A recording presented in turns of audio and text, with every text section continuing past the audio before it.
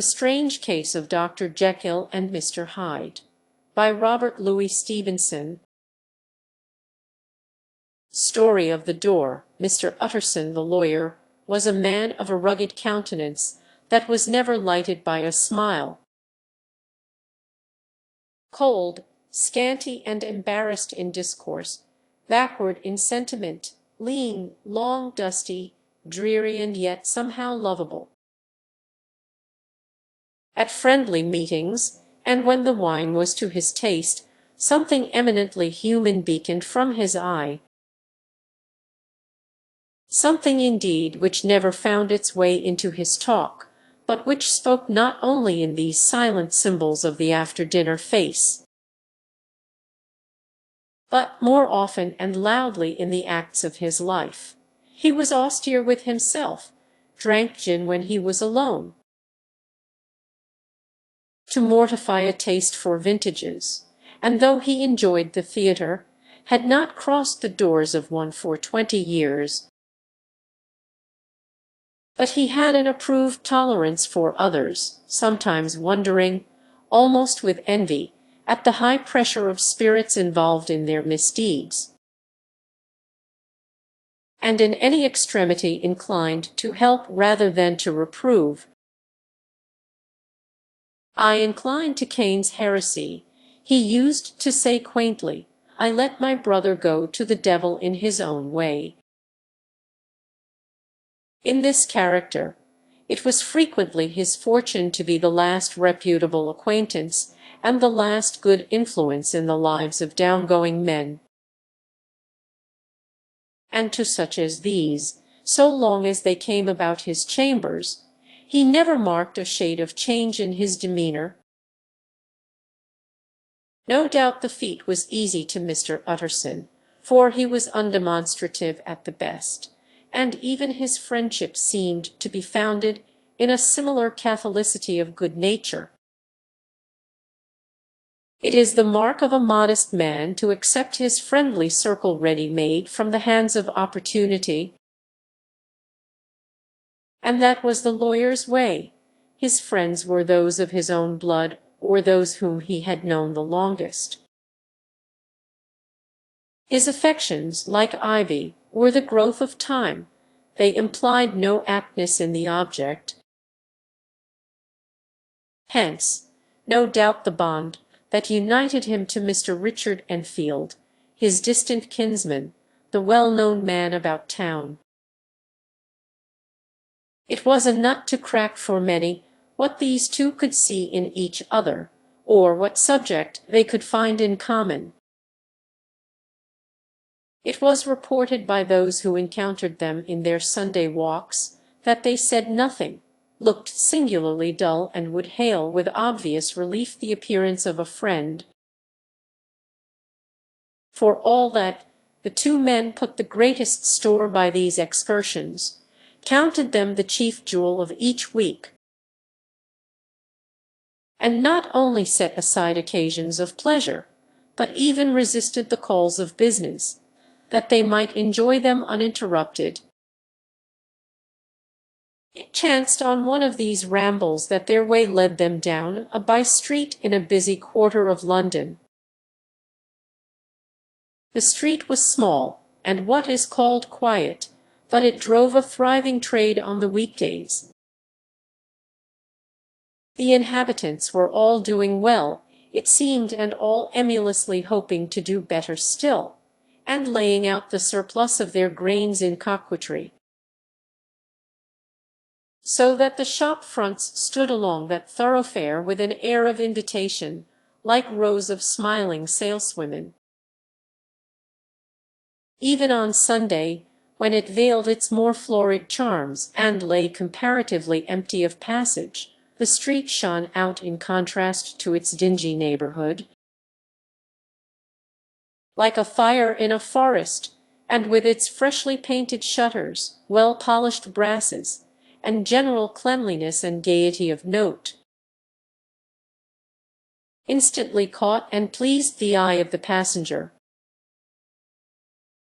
2 doors from one corner, on the left hand going east, the line was broken by the entry of a court,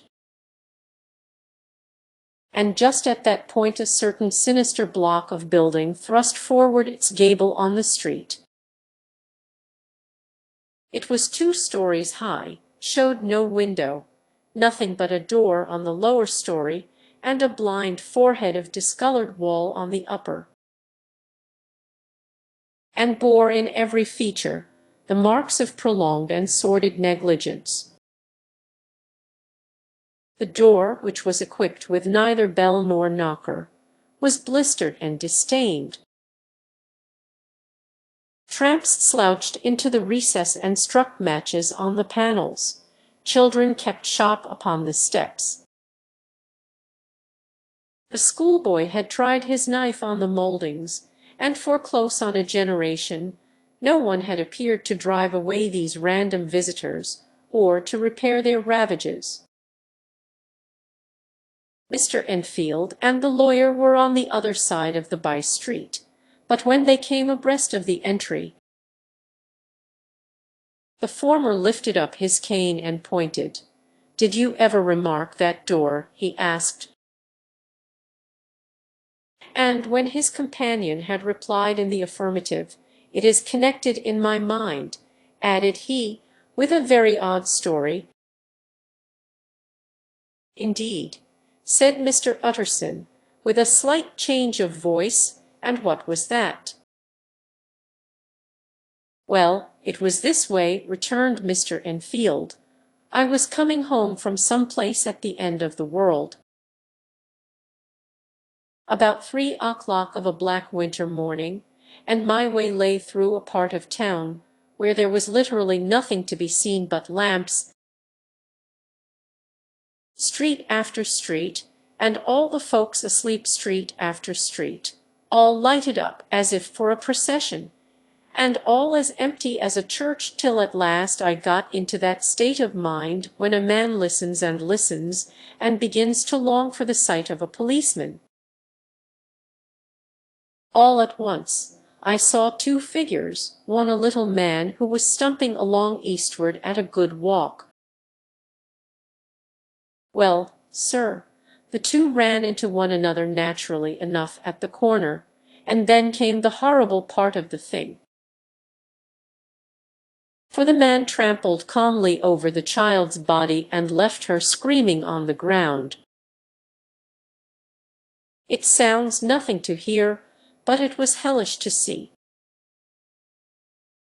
It wasn't like a man, it was like some damned juggernaut. I gave a few halloa, took to my heels, collared my gentleman, and brought him back to where there was already quite a group about the screaming child. He was perfectly cool and made no resistance, but gave me one look, so ugly that it brought out the sweat on me like running. The people who had turned out were the girl's own family, and pretty soon the doctor, for whom she had been sent, put in his appearance. Well, the child was not much the worse, more frightened, according to the sawbones. And there you might have supposed would be an end to it. But there was one curious circumstance. I had taken a loathing to my gentleman at first sight. So had the child's family, which was only natural, but the doctor's case was what struck me. He was the usual cut and dry apothecary of no particular age and color, with a strong Edinburgh accent, and about as emotional as a bagpipe. Well, sir, he was like the rest of us. Every time he looked at my prisoner, I saw that Sawbones turned sick and white with the desire to kill him. I knew what was in his mind, just as he knew what was in mine, and killing being out of the question, we did the next best. We told the man we could and would make such a scandal out of this as should make his name stink from one end of London to the other. If he had any friends or any credit, we undertook that he should lose them. And all the time, as we were pitching it in red hot, we were keeping the women off him as best we could, for they were as wild as harpies.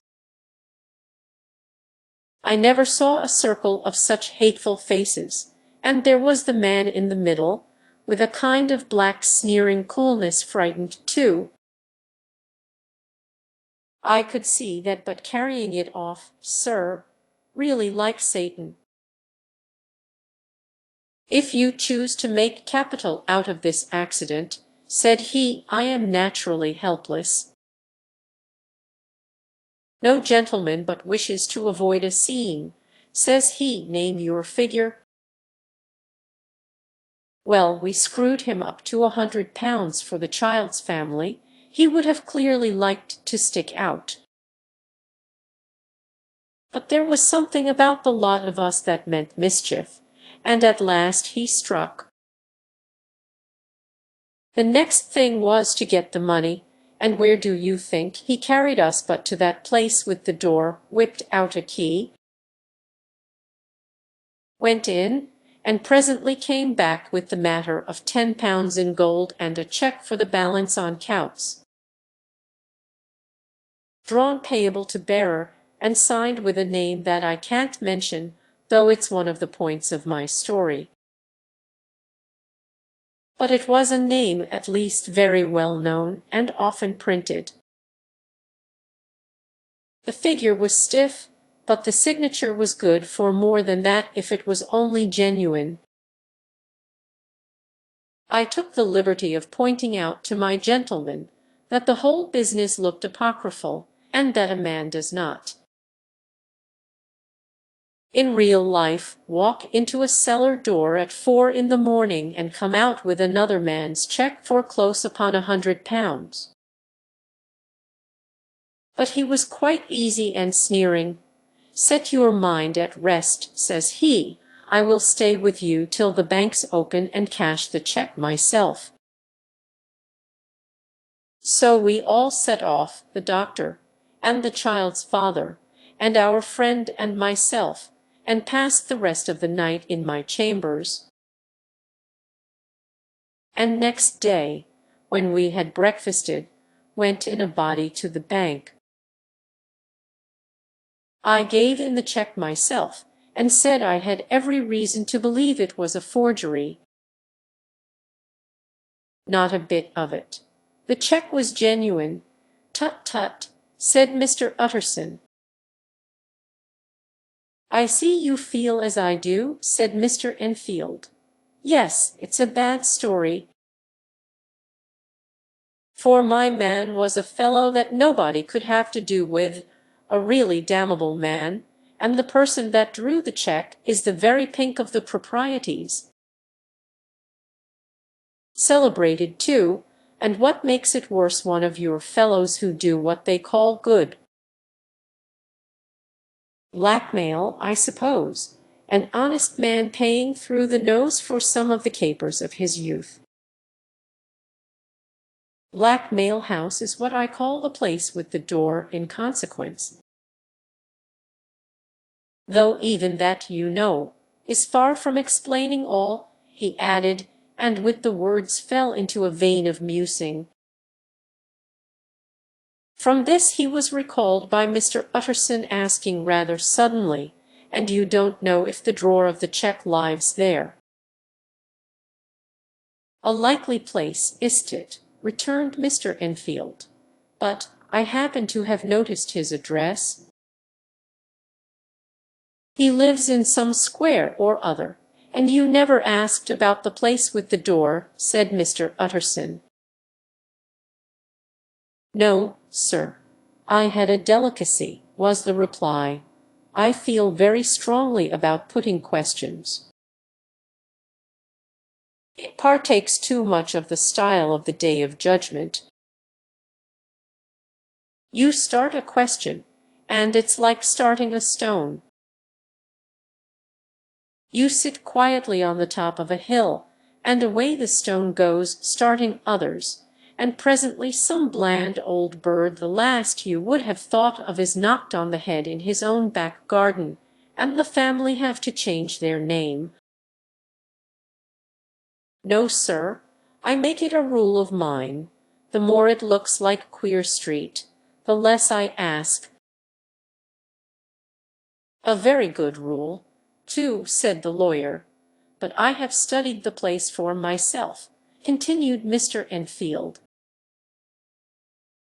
It seems scarcely a house.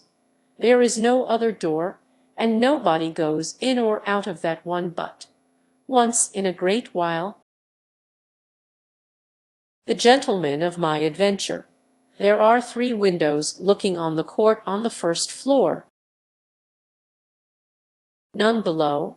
The windows are always shut, but they are clean.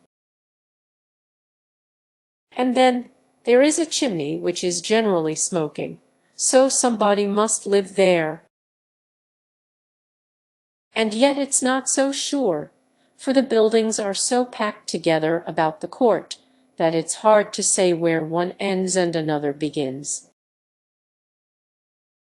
The pair walked on again for a while in silence, and then Enfield, said Mr. Utterson, that's a good rule of yours. Yes, I think it is, returned Enfield. But for all that, continued the lawyer, there's one point I want to ask. I want to ask the name of that man who walked over the child. Well, said Mr. Enfield, I can't see what harm it would do.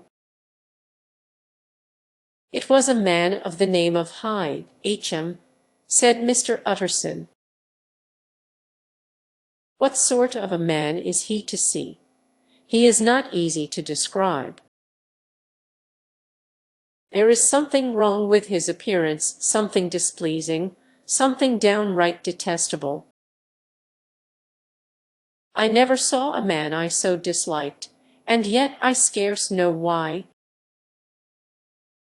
He must be deformed somewhere. He gives a strong feeling of deformity, although I couldn't specify the point. He's an extraordinary-looking man, and yet I really can name nothing out of the way. No, sir, I can make no hand of it. I can't describe him. And it's not want of memory, for I declare I can see him this moment. Mr. Utterson again walked some way in silence and obviously under a weight of consideration. You are sure he used a key? He inquired at last. My dear sir, began Enfield, surprised out of himself. Yes, I know, said Utterson. I know it must seem strange. The fact is, if I do not ask you the name of the other party, it is because I know it already. You see, Richard, your tale has gone home. If you have been inexact in any point, you had better correct it. I think you might have warned me, returned the other with a touch of sullenness. But I have been pedantically exact, as you call it. The fellow had a key, and what's more, he has it still. I saw him use it not a week ago. Mr. Utterson sighed deeply, but said never a word. And the young man presently resumed. I am ashamed of my long tongue. Let us make a bargain never to refer to this again. With all my heart, said the lawyer. I shake hands on that, Richard. Search for Mr. Hyde. That evening Mr. Utterson came home to his bachelor house in sombre spirits and sat down to dinner without relish. It was his custom of a Sunday, when this meal was over, to sit close by the fire, a volume of some dry divinity on his reading desk, until the clock of the neighboring church rang out the hour of 12, when he would go soberly and gratefully to bed. This night, however, as soon as the cloth was taken away, He took up a candle and went into his business room.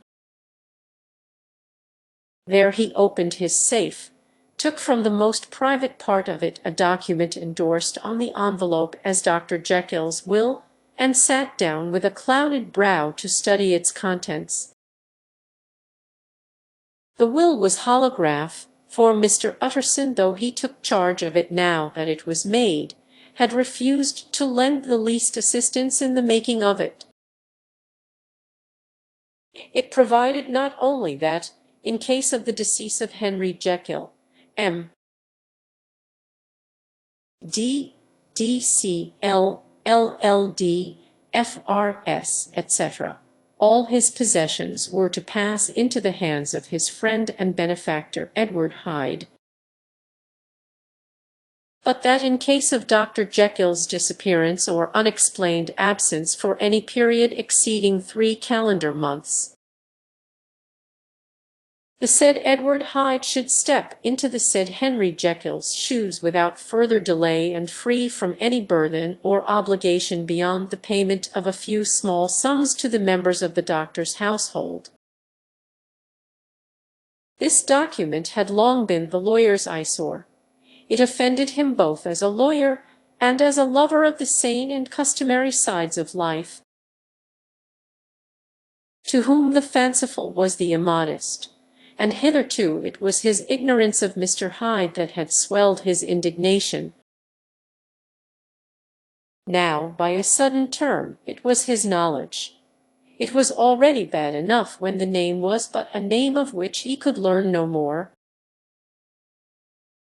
It was worse when it began to be clothed upon with detestable attributes, and out of the shifting, insubstantial mists that had so long baffled his eye, there leaped up the sudden, definite presentment of a fiend. "I thought it was madness," he said, as he replaced the obnoxious paper in the safe, "and now I begin to fear it is disgrace." With that he blew out his candle, put on a greatcoat, and set forth in the direction of Cavendish Square, that citadel of medicine where his friend, the great Dr. Lanyon, had his house and received his crowding patients. If anyone knows, it will be Lanyon, he had thought. The solemn butler knew and welcomed him. He was subjected to no stage of delay, but ushered direct from the door to the dining-room, where Dr. Lanyon sat alone over his wine. This was a hearty, healthy, dapper, red-faced gentleman, with a shock of hair prematurely white, and a boisterous and decided manner. At sight of Mr. Utterson, he sprang up from his chair and welcomed him with both hands. The geniality, as was the way of the man, was somewhat theatrical to the eye, but it reposed on genuine feeling. For these two were old friends, old mates both at school and college, both thorough respecters of themselves and of each other. And what does not always follow, men who thoroughly enjoyed each other's company. After a little rambling talk, the lawyer led up to the subject which so disagreeably preoccupied his mind. "I suppose, Lanyon," said he, "you and I must be the two oldest friends that Henry Jekyll has." "I wish the friends were younger," chuckled Dr. Lanyon. "But I suppose we are, and what of that? I see little of him now." "Indeed," said Utterson, "I thought you had a bond of common interest."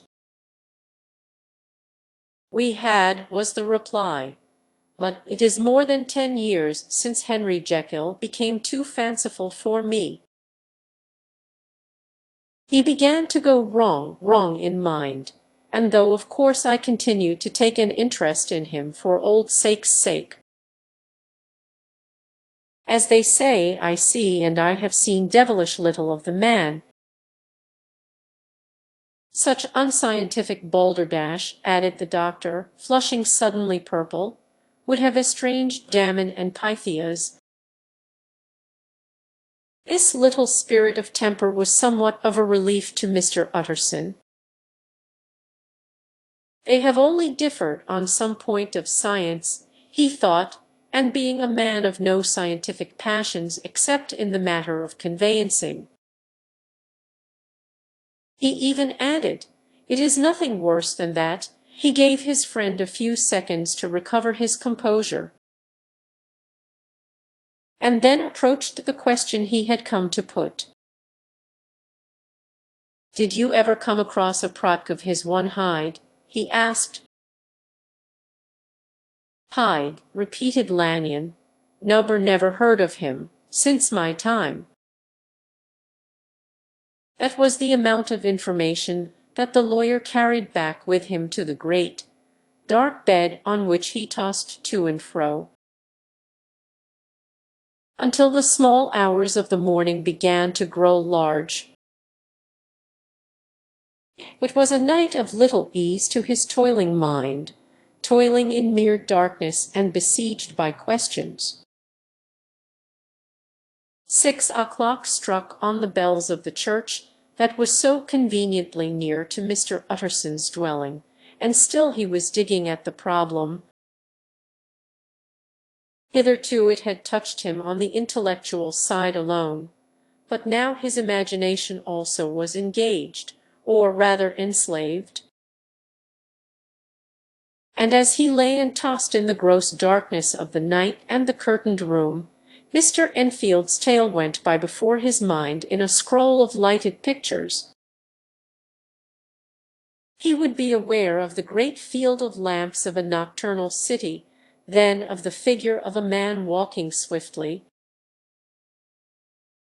then of a child running from the doctors, and then these met, and that human juggernaut trod the child down and passed on regardless of her screams. Or else he would see a room in a rich house, where his friend lay asleep, dreaming and smiling at his dreams. And then the door of that room would be opened, the curtains of the bed plucked apart, the sleeper recalled,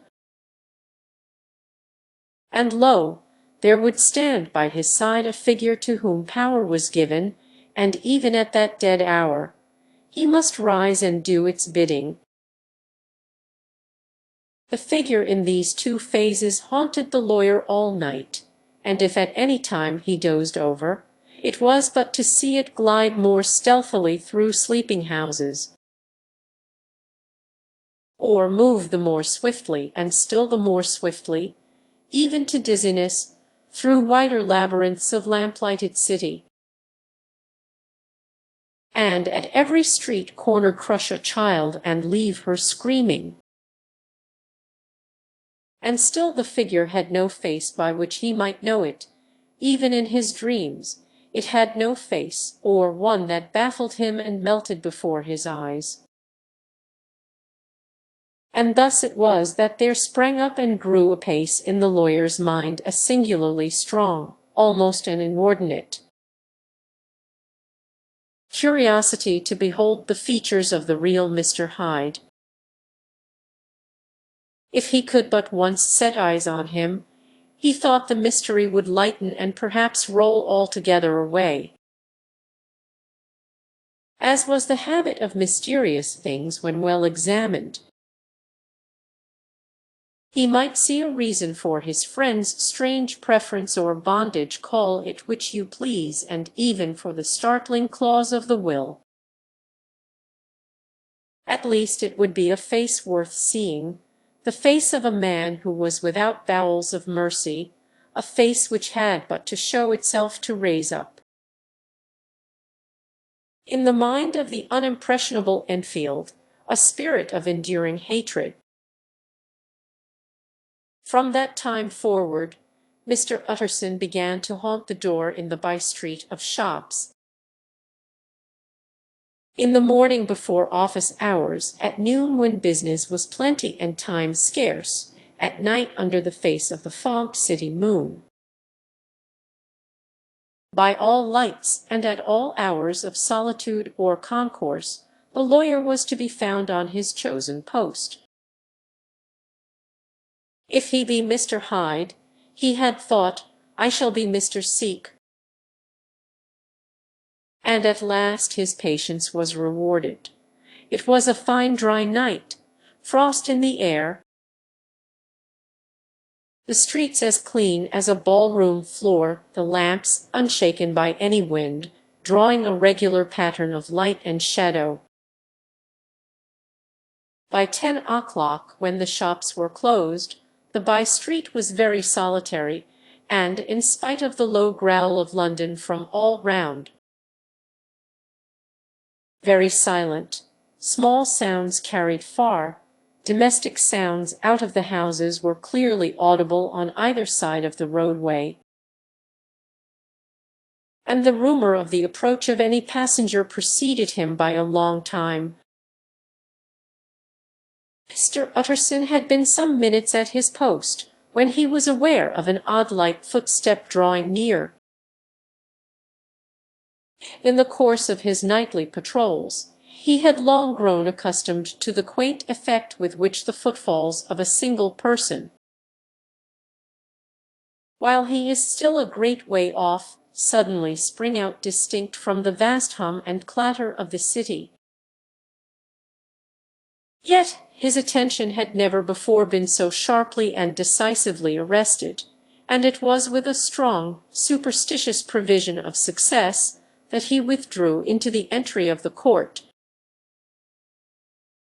The steps drew swiftly nearer, and swelled out suddenly louder as they turned the end of the street. The lawyer, looking forth from the entry, could soon see what manner of man he had to deal with. He was small and very plainly dressed, and the look of him, even at that distance, went somehow strongly against the watcher's inclination. But he made straight for the door, crossing the roadway to save time, and as he came, he drew a key from his pocket like one approaching home. Mr. Utterson stepped out and touched him on the shoulder as he passed. Mr. Hyde, I think. Mr. Hyde shrank back with a hissing intake of the breath. But his fear was only momentary, and though he did not look the lawyer in the face, he answered coolly enough, "That is my name." "What do you want?" "I see you are going in," returned the lawyer. "I am an old friend of Dr. Jekyll's, Mr. Utterson of Gaunt Street. You must have heard of my name. And meeting you so conveniently, I thought you might admit me." "You will not find Dr. Jekyll. He is from home," replied Mr. Hyde, blowing in the key. And then suddenly, but still without looking up, "How did you know me?" he asked. "On your side," said Mr. Utterson. "Will you do me a favor?" "With pleasure," replied the other. "What shall it be?" "Will you let me see your face?" asked the lawyer. Mr. Hyde appeared to hesitate, and then, as if upon some sudden reflection, fronted about with an air of defiance, and the pair stared at each other pretty fixedly for a few seconds. "Now I shall know you again," said Mr. Utterson. "It may be useful." "Yes," returned Mr. Hyde, "it is as well we have met, and propose, you should have my address." And he gave a number of a street in Soho. Good God, thought Mr. Utterson, can he, too, have been thinking of the will? But he kept his feelings to himself, and only grunted in acknowledgment of the address. "And now," said the other. "How did you know me?" "By description," was the reply. "Whose description?" "We have common friends," said Mr. Utterson. "Common friends," echoed Mr. Hyde, a little hoarsely. "Who are they?" "Jekyll, for instance," said the lawyer. "He never told you," cried Mr. Hyde, with a flush of anger. "I did not think you would have lied." "Come," said Mr. Utterson, "that is not fitting language." The other snarled aloud into a savage laugh, and the next moment, with extraordinary quickness, he had unlocked the door and disappeared into the house. The lawyer stood a while when Mr. Hyde had left him, the picture of disquietude.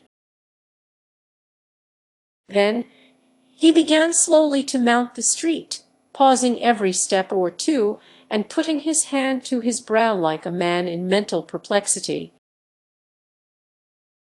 The problem he was thus debating as he walked was one of a class that is rarely solved.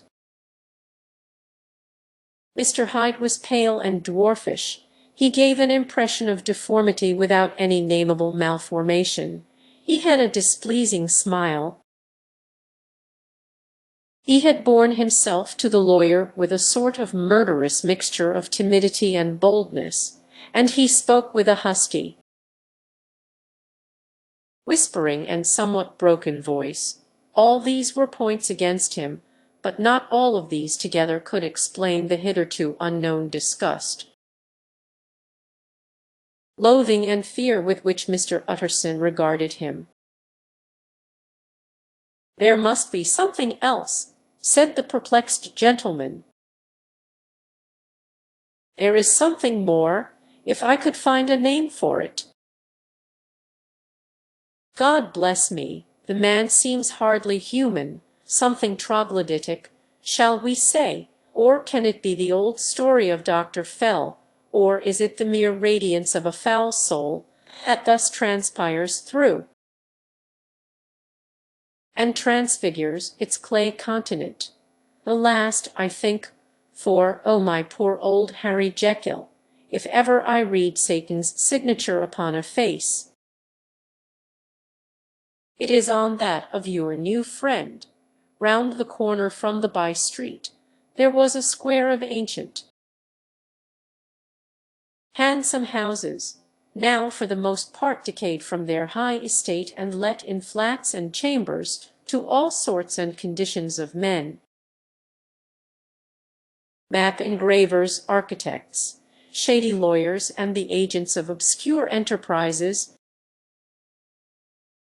One house, however, second from the corner, was still occupied entire, and at the door of this, which wore a great air of wealth and comfort,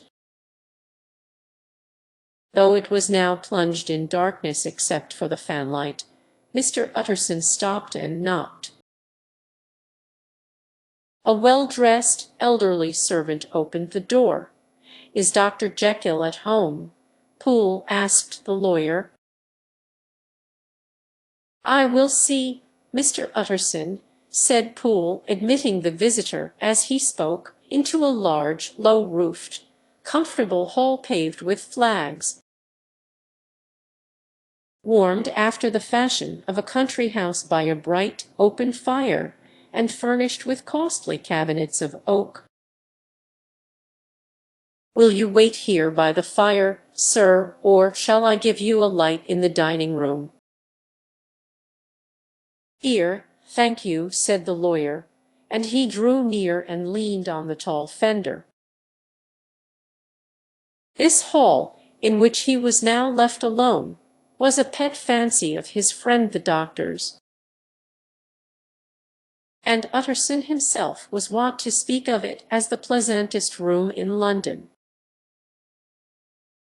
But tonight there was a shudder in his blood. The face of Hyde sat heavy on his memory. He felt what was rare with him, a nausea and distaste of life, and in the gloom of his spirits He seemed to read a menace in the flickering of the firelight on the polished cabinets, and the uneasy starting of the shadow on the roof.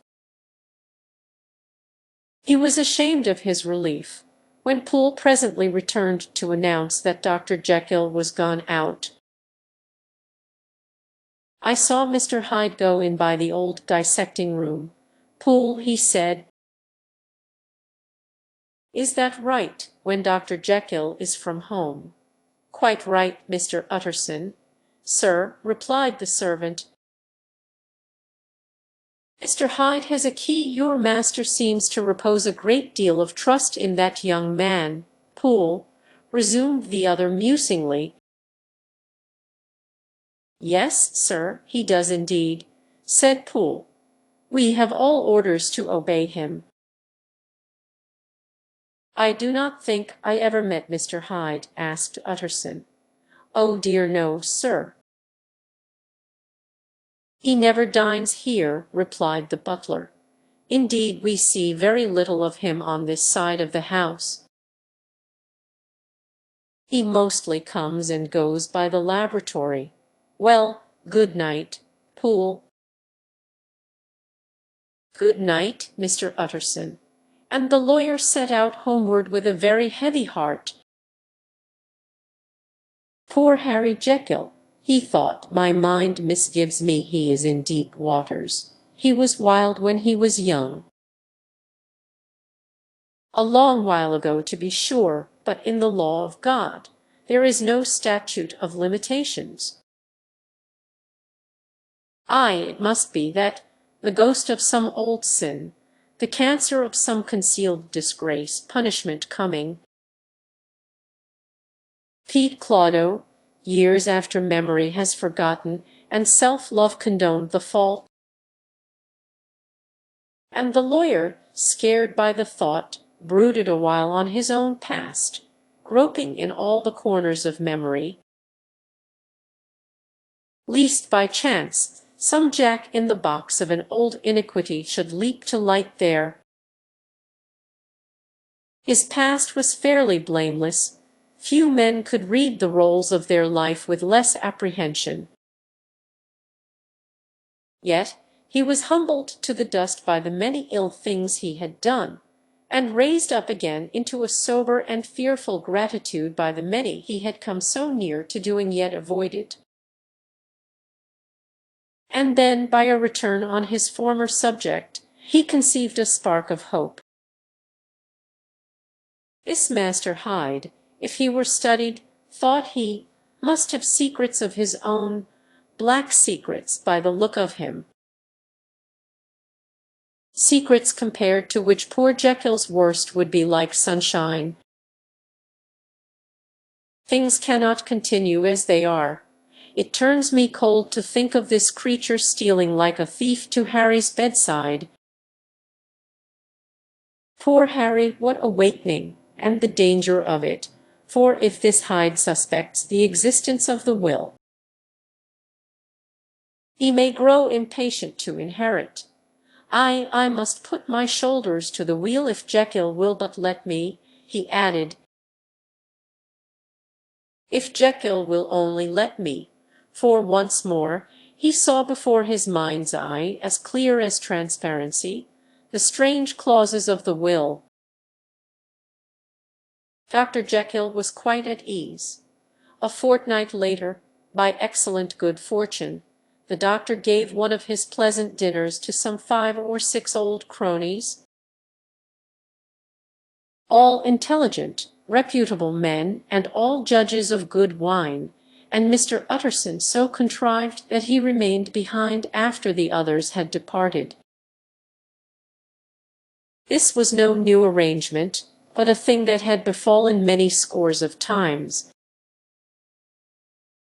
Where Utterson was liked, he was liked well.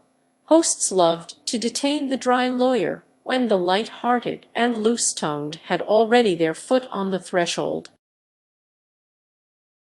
They liked to sit a while in his unobtrusive company, practising for solitude, sobering their minds in the man's rich silence after the expense and strain of gaiety. To this rule, Dr. Jekyll was no exception, and as he now sat on the opposite side of the fire, a large, well-made, smooth-faced man of 50, with something of a stylish cast perhaps, but every mark of capacity and kindness you could see by his looks that he cherished for Mr. Utterson a sincere and warm affection. "I have been wanting to speak to you, Jekyll," began the latter. "You know that will of yours." A close observer might have gathered that the topic was distasteful. But the doctor carried it off gaily. "My poor Utterson," said he, "you are unfortunate in such a client. I never saw a man so distressed as you were by my will, unless it were that hide-bound pedant, Lanyon, at what he called my scientific heresies. Oh, I know he's a good fellow, you needn't frown, an excellent fellow. And I always mean to see more of him, but a hide-bound pedant for all that, an ignorant, blatant pedant. I was never more disappointed in any man than Lanyon." "You know I never approved of it," pursued Utterson, ruthlessly disregarding the fresh topic. "My will, yes, certainly, I know that," said the doctor, a trifle sharply. "You have told me so. Well, I tell you so again," continued the lawyer. "I have been learning something of young Hyde." The large, handsome face of Dr. Jekyll grew pale to the very lips, and there came a blackness about his eyes. "I do not care to hear more," said he. "This is a matter I thought we had agreed to drop. What I heard was abominable," said Utterson. "It can make no change. You do not understand my position," returned the doctor, with a certain incoherency of manner. "I am painfully situated, Utterson. My position is a very strange one. It is one of those affairs that cannot be mended by talking." "Jekyll," said Utterson, "you know me, I am a man to be trusted. Make a clean breast of this in confidence, and I make no doubt I can get you out of it." "My good Utterson," said the doctor, "this is very good of you, this is downright good of you, and I cannot find words to thank you in. I believe you fully. I would trust you before any man alive, I before myself, if I could make the choice. But indeed it isn't what you fancy. It is not as bad as that, and just to put your good heart at rest, I will tell you one thing, the moment I choose, I can be rid of Mr. Hyde. I give you my hand upon that, and I thank you again and again. And I will just add one little word, Utterson, that I'm sure you'll take in good part. This is a private matter, and I beg of you to let it sleep." Utterson reflected a little, looking in the fire. "I have no doubt you are perfectly right," he said at last, getting to his feet. "Well, but since we have touched upon this business, and for the last time I hope," continued the doctor, "there is one point I should like you to understand. I have really a very great interest in poor Hyde. I know you have seen him, he told me so, and I fear he was rude. But I do sincerely take a very great interest in that young man, and if I am taken away, Utterson, I wish you to promise me that you will bear with him and get his rights for him." I think you would if you knew all, and it would be a weight off my mind if you would promise. I can't pretend that I shall ever like him, said the lawyer. I don't ask that, pleaded Jekyll, laying his hand upon the other's arm. I only ask for justice. I only ask you to help him for my sake, when I am no longer here. Utterson heaved an irrepressible sigh. Well, said he, I promise. The Care murder case, nearly a year later, in the month of October, 18, London was startled by a crime of singular ferocity and rendered all the more notable by the high position of the victim. The details were few and startling. A maid-servant living alone in a house not far from the river had gone upstairs to bed about 11. Although a fog rolled over the city in the small hours, the early part of the night was cloudless, and the lane, which the maid's window overlooked, was brilliantly lit by the full moon. It seems she was romantically given, for she sat down upon her box, which stood immediately under the window, and fell into a dream of musing. Never, she used to say, with streaming tears, when she narrated that experience, never had she felt more at peace with all men or thought more kindly of the world. As she so sat, she became aware of an aged, beautiful gentleman with white hair, drawing near along the lane, and advancing to meet him, another and very small gentleman, to whom at first she paid less attention. When they had come within speech, which was just under the maid's eyes, the older man bowed, and accosted the other with a very pretty manner of politeness. It did not seem as if the subject of his address were of great importance. Indeed, from his pointing, it sometimes appeared as if he were only inquiring his way. But the moon shone on his face as he spoke, and the girl was pleased to watch it. It seemed to breathe such an innocent and old-world kindness of disposition, yet with something high too, as of a well-founded self-content. Presently her eye wandered to the other, and she was surprised to recognize in him a certain Mr. Hyde, who had once visited her master, and for whom she had conceived a dislike. He had in his hand a heavy cane, with which he was trifling, but he answered never a word, and seemed to listen with an ill-contained impatience. And then, all of a sudden, he broke out in a great flame of anger, stamping with his foot, brandishing the cane, and carrying on, as the maid described it, like a madman. The old gentleman took a step back, with the air of one very much surprised and a trifle hurt. And at that Mr. Hyde broke out of all bounds and clubbed him to the earth. And next moment, with ape-like fury, he was trampling his victim under foot and hailing down a storm of blows, under which the bones were audibly shattered and the body jumped upon the roadway.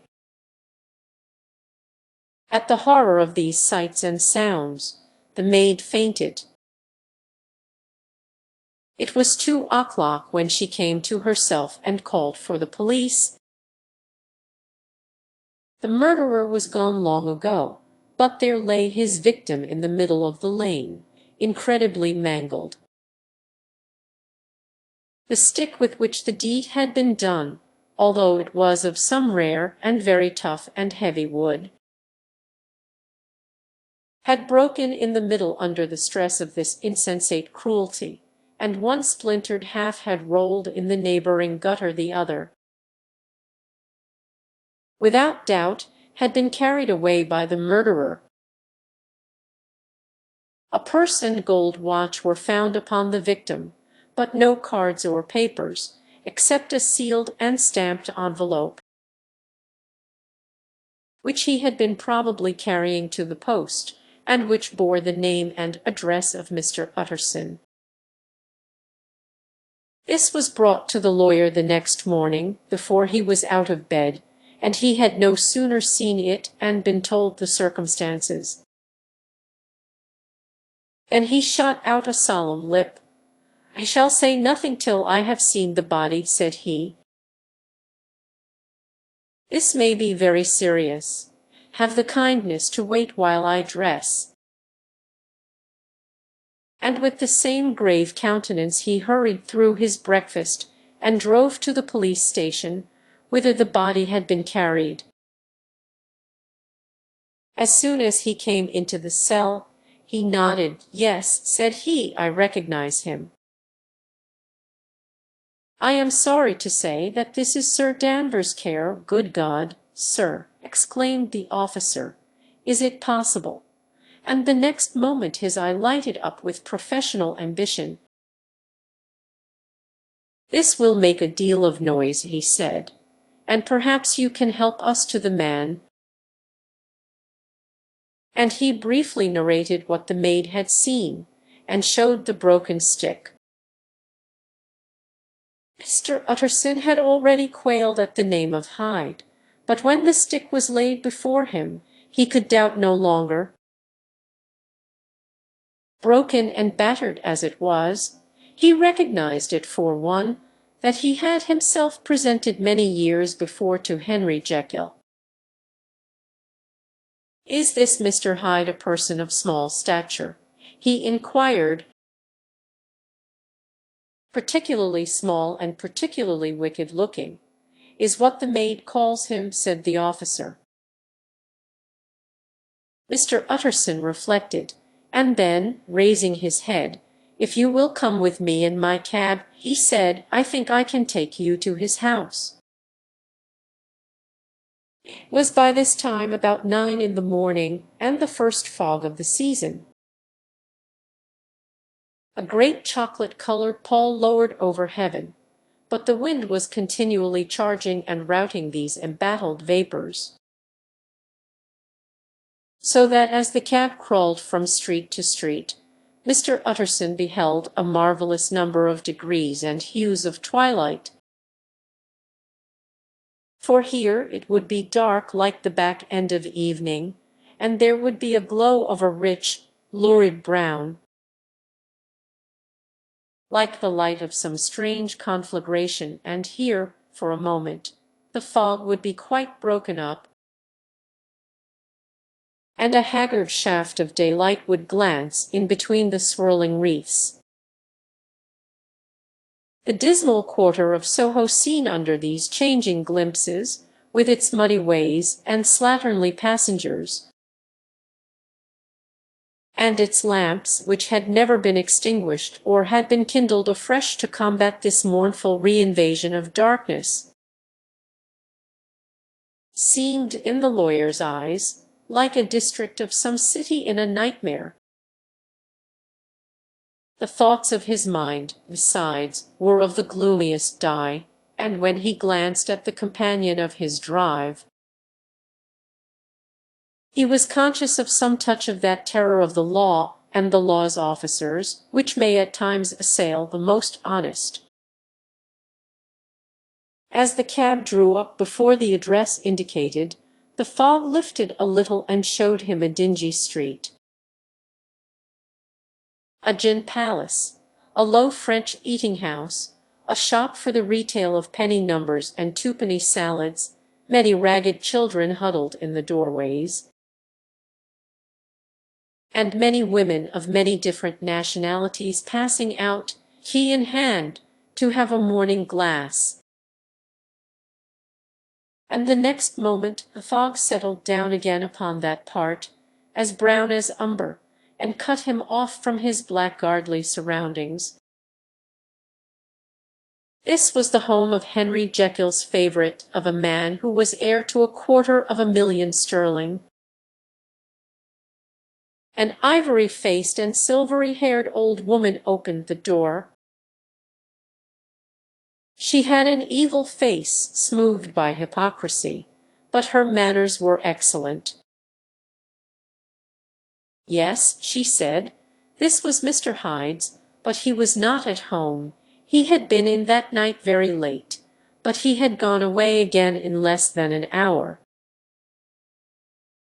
There was nothing strange in that. His habits were very irregular, and he was often absent. For instance, it was nearly 2 months since she had seen him till yesterday. Very well, then, we wish to see his rooms, said the lawyer, and when the woman began to declare it was impossible, I had better tell you who this person is, he added. This is Inspector Newcomen of Scotland Yard. A flash of odious joy appeared upon the woman's face. Ah, said she, he is in trouble. What has he done?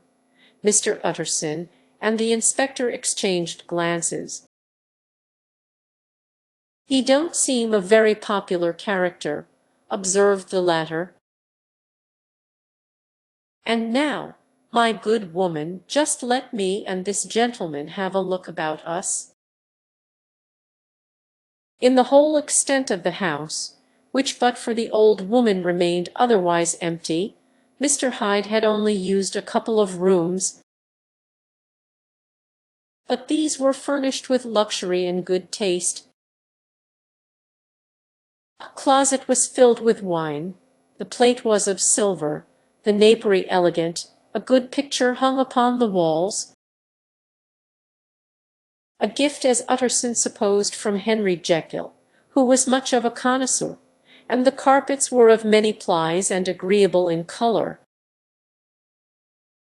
At this moment, however, the rooms bore every mark of having been recently and hurriedly ransacked. Clothes lay about the floor, with their pockets inside out, lock-fast drawers stood open, and on the hearth there lay a pile of grey ashes, as though many papers had been burned. From these embers the inspector disinterred the butt end of a green cheque-book, which had resisted the action of the fire. The other half of the stick was found behind the door, and as this clinched his suspicions, the officer declared himself delighted. A visit to the bank, where several £1,000s were found to be lying to the murderer's credit, completed his gratification. You may depend upon it, sir, he told Mr. Utterson, I have him in my hand. He must have lost his head, or he never would have left the stick, or, above all, burned the cheque-book. Why, money's life to the man. We have nothing to do but wait for him at the bank, and get out the handbills. This last, however, was not so easy of accomplishment, for Mr. Hyde had numbered few familiars. Even the master of the servant-maid had only seen him twice. His family could nowhere be traced. He had never been photographed, and the few who could describe him differed widely. As common observers will, only on one point were they agreed, and that was the haunting sense of unexpressed deformity with which the fugitive impressed his beholders. Incident of the letter. It was late in the afternoon, when Mr. Utterson found his way to Dr. Jekyll's door, where he was at once admitted by Poole, and carried down by the kitchen offices, and across a yard which had once been a garden, to the building which was indifferently known as the laboratory or dissecting rooms. The doctor had bought the house from the heirs of a celebrated surgeon, and his own tastes being rather chemical than anatomical, had changed the destination of the block at the bottom of the garden. It was the first time that the lawyer had been received in that part of his friend's quarters, and he eyed the dingy, windowless structure with curiosity, and gazed round with a distasteful sense of strangeness as he crossed the theatre, once crowded with eager students and now lying gaunt and silent, the tables laden with chemical apparatus, the floor strewn with crates and littered with packing straw, and the light falling dimly through the foggy cupola. At the further end, a flight of stairs mounted to a door covered with red baize, and through this, Mr. Utterson was at last received into the doctor's cabinet.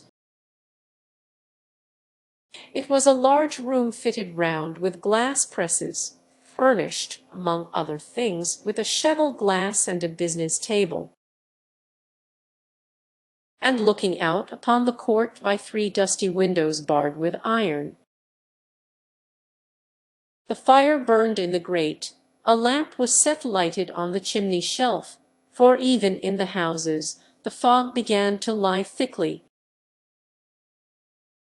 And there, close up to the warmth, sat Dr. Jekyll, looking deathly sick.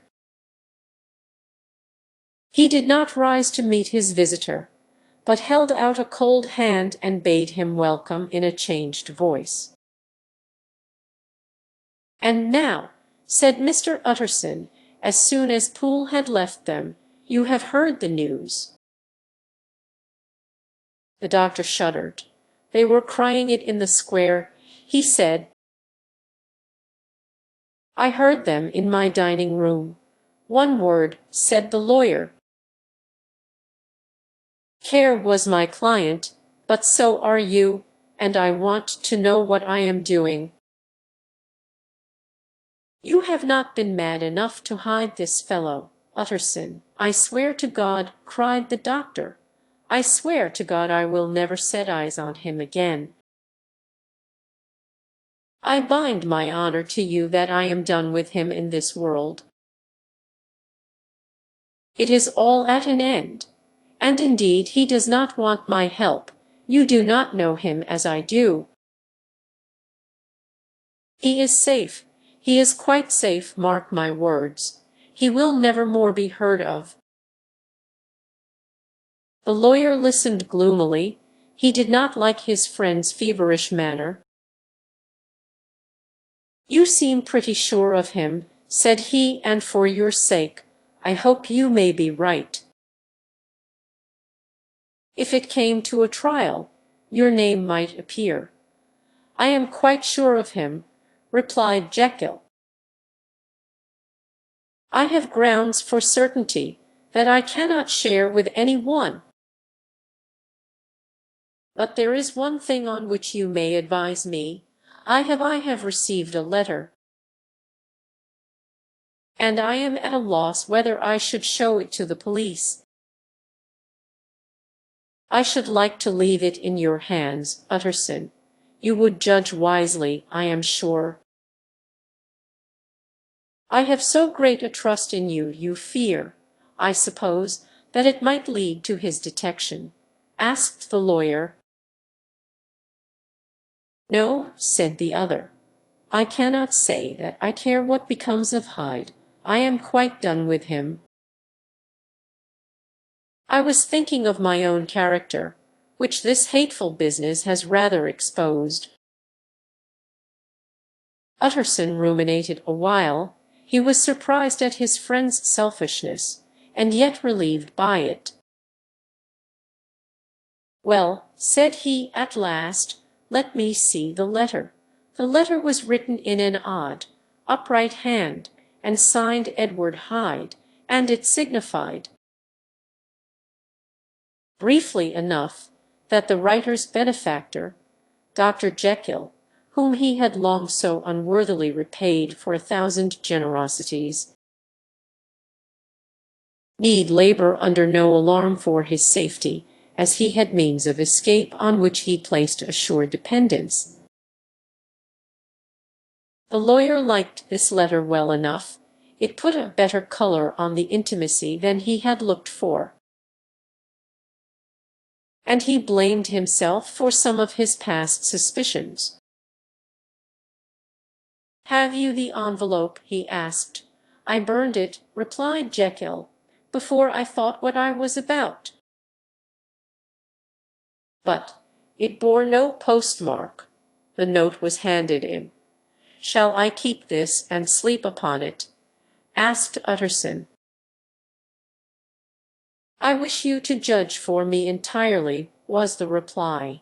"I have lost confidence in myself." "Well, I shall consider," returned the lawyer. "And now one word more. It was Hyde who dictated the terms in your will about that disappearance." The doctor seemed seized with a qualm of faintness. He shut his mouth tight and nodded. "I knew it," said Utterson. "He meant to murder you. You had a fine escape." "I have had what is far more to the purpose," returned the doctor solemnly. "I have had a lesson, O God, Utterson. What a lesson I have had!" And he covered his face for a moment with his hands. On his way out, the lawyer stopped and had a word or two with Poole. "By the by," said he, "there was a letter handed in today. What was the messenger like?" But Poole was positive nothing had come except by post. "And only circulars by that," he added. This news sent off the visitor with his fears renewed. Plainly the letter had come by the laboratory door, possibly, indeed, it had been written in the cabinet. And if that were so, it must be differently judged, and handled with the more caution. The newsboys, as he went, were crying themselves hoarse along the footways. Special edition. Shocking murder of an MP. That was the funeral oration of one friend and client, and he could not help a certain apprehension lest the good name of another should be sucked down in the eddy of the scandal. It was, at least, a ticklish decision that he had to make, and self-reliant as he was by habit, he began to cherish a longing for advice. It was not to be had directly, but perhaps, he thought, it might be fished for. Presently after, he sat on one side of his own hearth, with Mr. Guest, his head clerk, upon the other, and midway between, at a nicely calculated distance from the fire, a bottle of a particular old wine that had long dwelt unsunned in the foundations of his house. The fog still slept on the wing above the drowned city, where the lamps glimmered like carbuncles. And through the muffle and smother of these fallen clouds, the procession of the town's life was still rolling in through the great arteries with a sound as of a mighty wind. But the room was gay with firelight. In the bottle the acids were long ago resolved. The imperial dye had softened with time, as the color grows richer in stained windows. And the glow of hot autumn afternoons on hillside vineyards was ready to be set free and to disperse the fogs of London. Insensibly the lawyer melted. There was no man from whom he kept fewer secrets than Mr. Guest, and he was not always sure that he kept as many as he meant. Guest had often been on business to the doctor's. He knew Poole.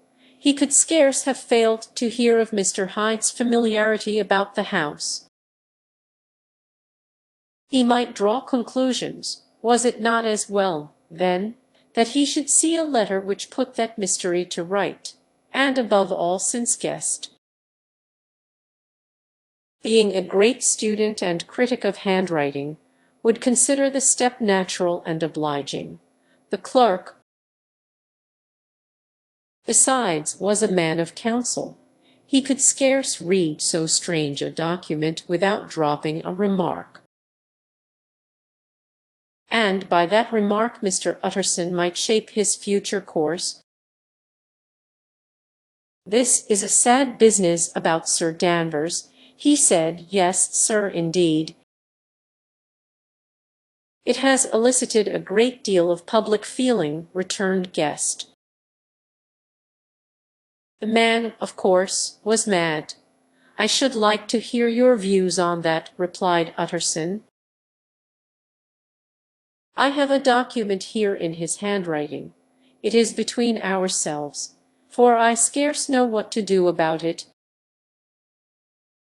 It is an ugly business at the best, but there it is, quite in your way, a murderer's autograph."